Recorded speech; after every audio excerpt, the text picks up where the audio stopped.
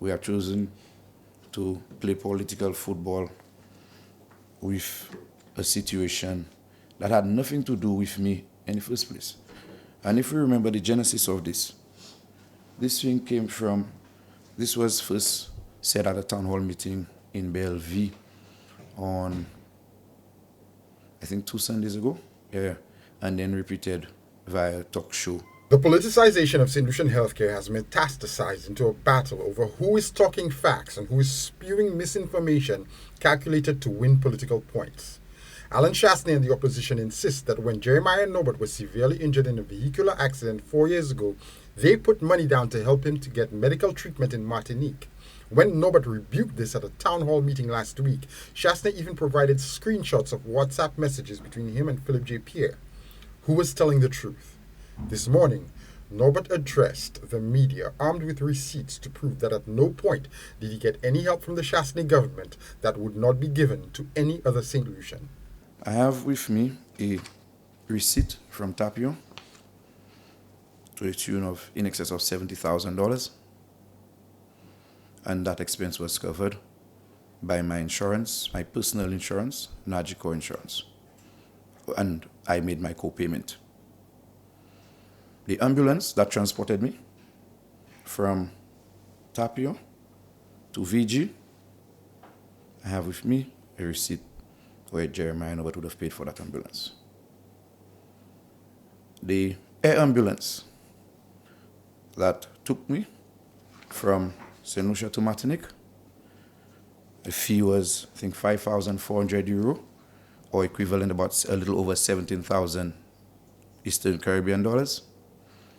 My insurance again settled that bill along with my co-payment.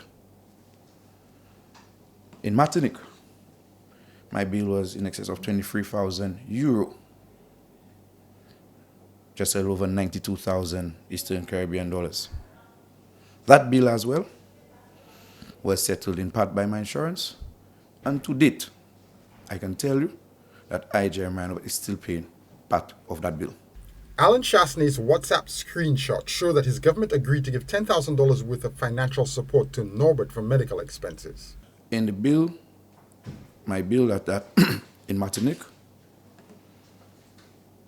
nowhere on the bill did I see minus 10,000 or minus any amount because somebody else made a payment. No. I got the bill in full.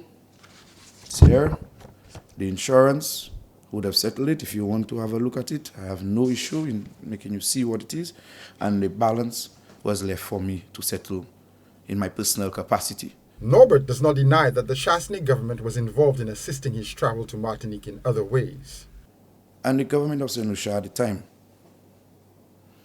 would have to do anything that what they did was what they would have to do for any ordinary citizen of Saint Lucia, which is during a period where there was COVID, so ensure that the protocols were met so that I could have left Saint Lucia